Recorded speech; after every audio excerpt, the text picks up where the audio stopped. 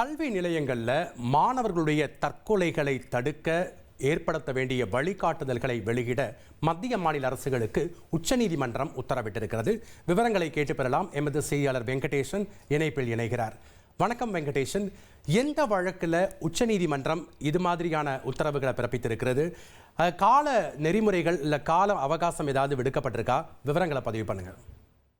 வணக்கம். விசாகப்பட்டினத்தில் நீட் தேர்வுக்கு தனியார் பயிற்சி மையத்தில் படித்து வந்த மாணவர் தூக்கிட்டு தற்கொலை செய்த விவகாரத்தில் சிபிஐ விசாரணை கோரிய தந்தையின் மேல்முறையீடு மனுவை விசாரித்து அந்த மனுவை ஏற்ற உச்சநீதிமன்ற நீதிபதிகள் விக்ரம்நாத், சந்தீப் மேத்தா ஆகியோர் அடங்கிய அமர்வு ஒரு முக்கியமான தீர்ப்பை வழங்கியுள்ளது.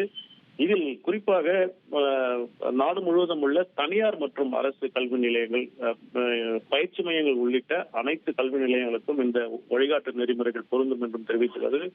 100க்கும் மேற்பட்ட மாணவர்களை கொண்ட கல்வி நிலையங்கள் மனநல ஆலோசகர்களை நியமிக்க வேண்டும் என்றும், கல்வி நிலைய வளாகங்களில் உள்ள விடுதிகள், பொதுவாக கூடும் இடங்கள், இணையதளங்கள் ஆகியவற்றில் தற்கொலை தடுப்பு உதவி எண்களை காட்சிப்படுத்தி விளம்பரம் செய்ய வேண்டும் என்றும், மாணவர்களின் திறன்களுக்கு ஏற்ப அவர்களை பிரிப்பதோ அவமதிப்பதோ மதிப்பெண்களை இலக்கு நிர்ணயிப்பதோ கூடாது என்றும் உச்சநீதிமன்ற உத்தரவில் தெளிவுபடுத்தியுள்ளது. மேலும் கல்வி நிலையங்களில் ஆசிரியர்கள் மற்றும் பணியாளர்களுக்கு ஆண்டுக்கு 2 முறை மனநலம் உதவி சார்ந்த பயிற்சிகள் அளிக்கப்பட வேண்டும் என்றும் உத்தரவிட்டுள்ளது.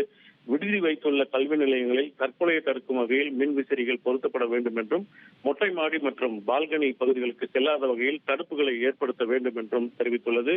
இந்த வழிகாட்டுதல்கள் தொடர்பாக நாடாளுமன்றம், சட்டப்பேரவைகளில் சட்டம் இயற்றும் வரை இவை நடைமுறையில் இருக்கும் என்றும், தனியார் பயிற்சி மையங்களில் மனநலம் சார்ந்த பாதுகாப்பு சார்ந்த விதிகளை மாநில அரசுகள் மற்றும் யூனியன் பிரதேச அரசுகள் 2 மாதங்களுக்கு உருவாக்க வேண்டும் என்ற காலக்கெடுவையும் உச்சநீதிமன்றம் அளித்துள்ள தீர்ப்பில் உத்தரவிட்டுள்ளது.